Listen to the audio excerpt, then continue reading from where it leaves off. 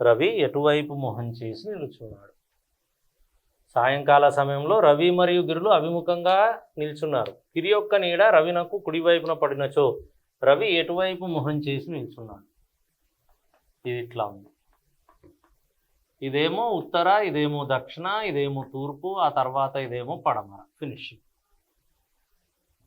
సాయంకాల సమయంలో ఎవరి నీడైనా ఎటువైపు ఉంటుంది? తూర్పు దిశలో ఉంటుంది. Very nice.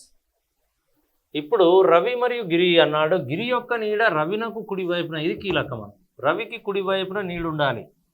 నీడ కుడివైపున రావాలి రవికి అంటే రవి స్థానం ఇదేనా కాదా? ఎస్, రవికి ఇమీడియట్గా కుడివైపున తూర్పు, ఎగ్జాక్ట్లీగా కుడివైపునే నీడ ఉంది. కాబట్టి కుడివైపు నీడ ఉంది కావున ఈ ప్లేస్ రవిదైతే ఈ ప్లేస్ ఎవరిదవుతుంది? ఈ ప్లేస్ ఎవరిది? గిరిదవుతుంది. ఫినిష్డ్. ఎప్పుడైతే గిరి అండ్ రవి ఇద్దరు ప్లేసెస్ మనకు డిసైడ్ అయిపోయాయో క్వశ్చన్ ఏమడిగాడు? రవి ఎటు చూస్తున్నాడు? రవి ఎటు చూస్తున్నాడు? రవి ఉత్తరం వైపు మొహం చేసి నిల్చున్నాడు. కాబట్టి ఆన్సర్ ఈజ్ ఉత్తర.